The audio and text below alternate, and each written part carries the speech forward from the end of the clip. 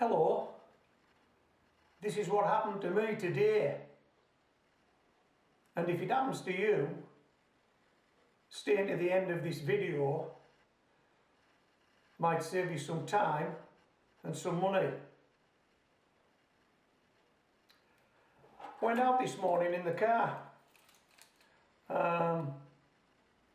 Nothing eventful about that.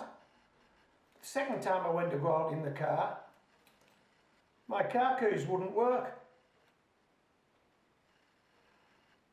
Now I'm sure you've all seen this type of car key, but I want to point out a couple of things on this car key that you probably already know, but it's all relevant to this video. Okay, there's an unlock button and a lock button. So we've got electronic locks. This key will mechanically start the car, but it will not mechanically open the doors. So we use this electronics to open the doors, and this mechanical piece of key to start the car. Okay, and to operate this key fob, there's a battery in there, a small screw there that you can take out to change that battery. So when you use this car key to get in your car, this is what you would expect to happen. Now I'm going to have to do a reconstruction here now, because this happened earlier today, but this is what would happen.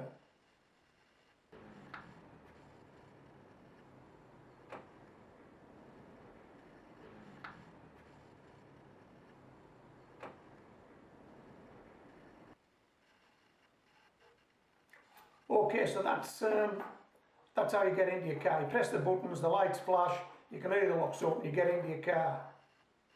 But this is what happened the second time I went to get in the car. This is what happened, and let's add some background noise to make this video a bit more authentic.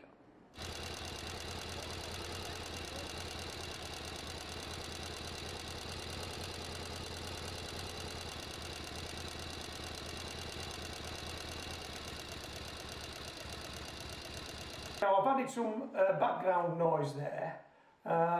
It isn't apparent why I'm doing that right at this moment, but it will become apparent.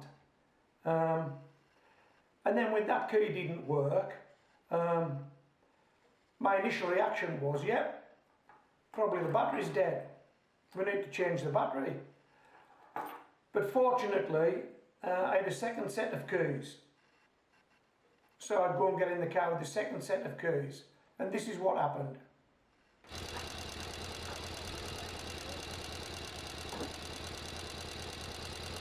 Still nothing.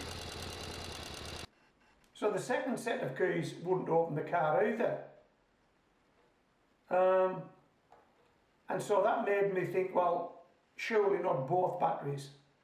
Not a battery in each of those keys has gone down at the same time. That would be unusual and most unlikely. So I thought we had a bigger problem. And so came indoors and Googled it. And this is what Google had to say. How does a key fob work for a car? Keyless remotes contain a short-range radio transmitter and must be within a certain range, usually 5 to 20 metres of the car, to work. When a button is pushed, it sends a coded signal by radio waves to the receiver unit in the car, which locks or unlocks the doors. That's it then. They should lock or unlock the doors. The most common problem with these car key fobs is that the batteries just go dead over time, in which case replacing the battery should fix the problem.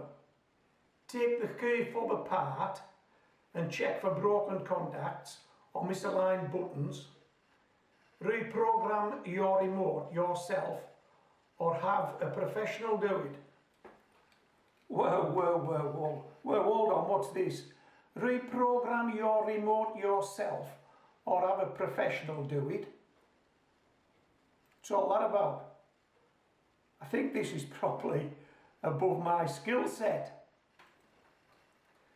The key fob will need to be reprogrammed to the vehicle, as when the battery was replaced in the key fob, the key was reset. This is why nothing is working with the key fob. After replacing the battery in the key fob remote, you will need to reprogram the remote of the vehicle. I'm starting to like this less and less. This looks like something I can't do. Let's see what else is on Google. How do you reset a key fob? Press and hold the lock button on the key in the ignition and on any additional fob remote car starter you may have. Turn the key to the on position. Do this within 10 seconds of turning the key to the on position. For the fourth time, remove the key from the ignition. Hold on. That sounds to me like, to do this reprogramming, if I change this battery, this key is not going to work until I get in the car, put this key in the ignition, turn it, and then press a few buttons a few times and have the spare key in the car with me. But I can't get in the car. This is the only way I can get in the car and it doesn't work. There isn't a lock on the door that I can put this into. If this doesn't work, I can't get in the car. If I change the battery on this, it still won't work because it needs reprogrammed. Is that how you understand that? Well, stuff it. I need a cup of tea. Hold on, I need a cup of tea.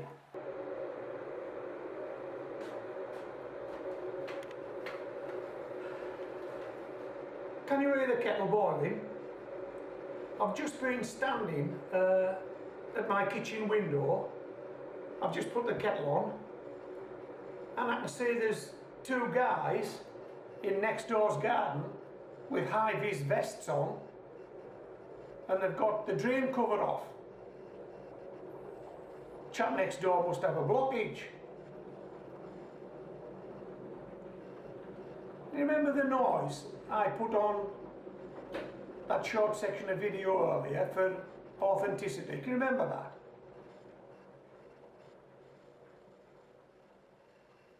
Kettle's boiled. This is the noise. Just let me make a cup of tea. Just hold on.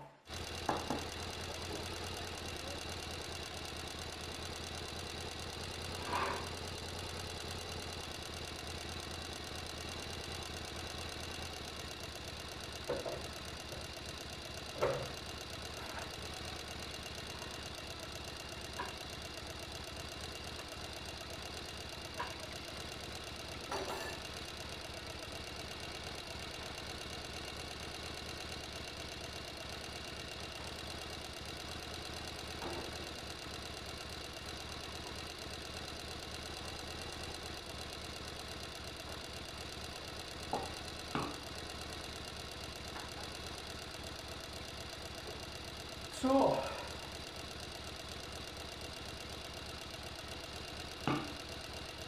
I've just gone round to the front of the house and there's a white van on the drive next door, and that noise you can hear is noise coming from the back of that van. Now, that van has got some equipment running in it. And an educated guess would be transformer, some sort of water pump,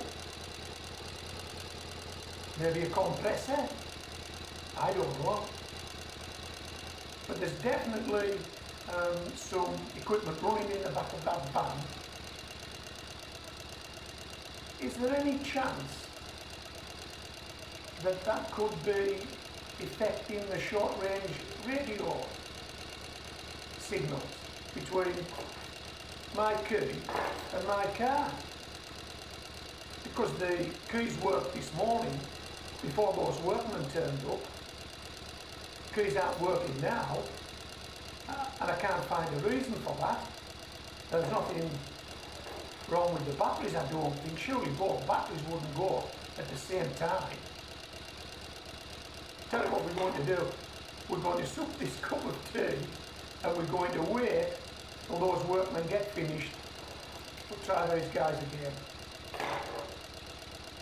Wow. This would be the easiest fix ever if this works. And that's why I've asked you to stay to the end of the video.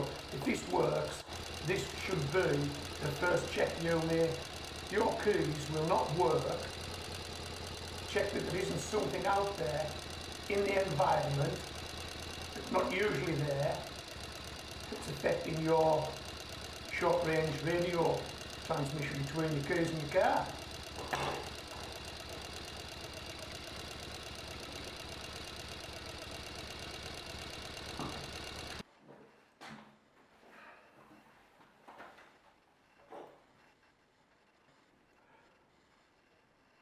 I've just had a look out. The workmen have gone, they've packed in. The van's disappeared off the drive. Let's go back out and try these keys. Oh, and I'll grab those spare keys as well. We may as well try both sets of keys. Come on, come with me.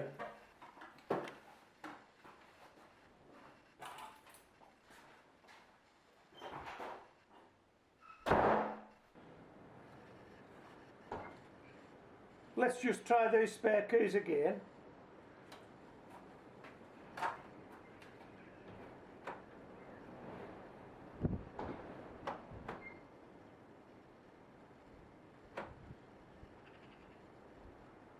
Spare keys are working.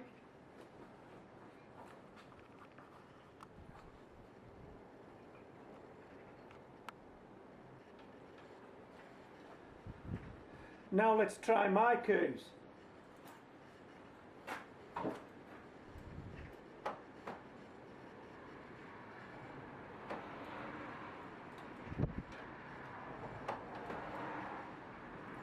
Yeah, both sets of keys are now working.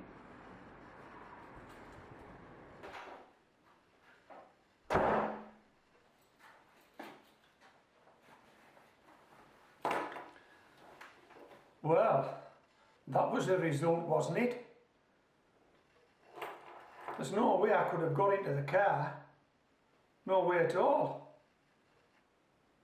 And if I'd had to change these batteries and then start thinking about reprogramming the remote, wow. How long would that have taken?